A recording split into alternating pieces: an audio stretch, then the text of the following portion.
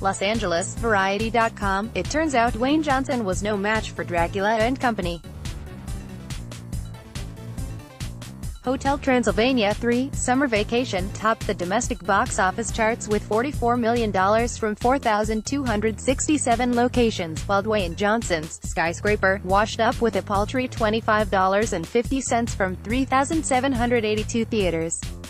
Sony's animated family feature picked up $46.4 million overseas this weekend for a global start of $100 million, including Amazon Prime showings. The third installment of the franchise, featuring the voices of Adam Sandler, Selena Gomez, Andy Samberg, and Kathryn Hahn, carried an $80 million production budget. "We're thrilled," Sony's president of worldwide distribution Josh Greenstein said. "We took the no. One slot this weekend with a tremendous amount of competition. As the first film in the series debuting during summer, its predecessors opened in September," Greenstein said. The studio hopes Hotel Transylvania 3 will benefit in coming weeks from kids being out of school. The opening for Hotel Transylvania 3 represents the second best for the franchise.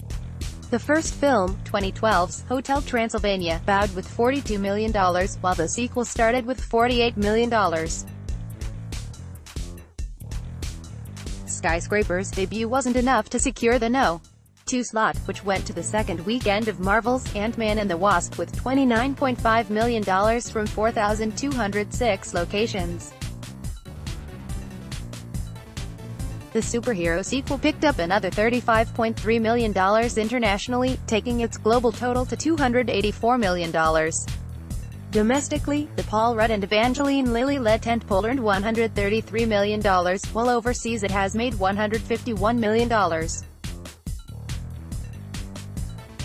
Universal and Legendary's Skyscraper checked in third place, coming in way under projections. $25 million, Skyscraper represents the lowest opening for a Johnson starrer in recent years.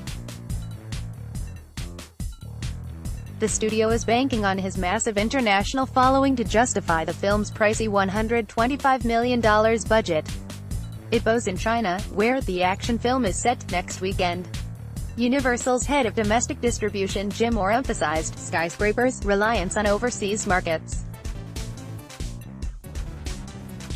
"The domestic results are part of a broader global play," Moore said. "I think we are going to have a great run.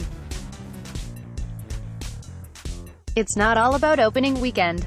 Incredibles 2 landed in fourth place with $16 million in its fifth weekend, while Jurassic World: Fallen Kingdom rounded out the top 5 with $15.5 million in its fourth frame.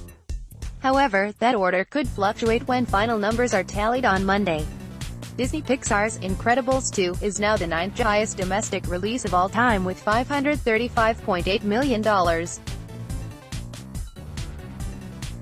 The animated family film has amassed $856.9 million worldwide, including $321 million from overseas markets. At the specialty box office, A24's 8th Grade generated the best per-screen average of the year with $63,071. Bo Burnham wrote and directed the critically lauded feature, which made $255,000 when it opened on 4 screens. The coming-of-age film stars Elsie Fisher navigating her last week of middle school. Meanwhile, Annapurna's Sorry to Bother You nabbed 7th place at the domestic box office. Boots Riley's satirical comedy pocketed $4.3 million when it expanded to 805 theaters. In total, it has earned $5.3 million. Gus Van Sant's Don't Worry, He Won't Get Far on Foot premiered in 4 theaters with $83,120. Joaquin Phoenix stars in the Amazon Studios comedy, which earned $20,780 per theater. The summer of theatrical documentaries is still in full swing, as Won't You Be My Neighbor earned $1.8 million in its 6th weekend. Morgan Neville's film centering on Mr. Rogers has grossed $15.8 million, making it the highest-grossing documentary of the year, as well as the 16th highest earning of all time. Roadside Attractions and Miramax's Whitney pulled in another $535,385 from 208 screens. The Whitney Houston documentary has made $2.6 million to date. Download photo gallery best movies of 2018 so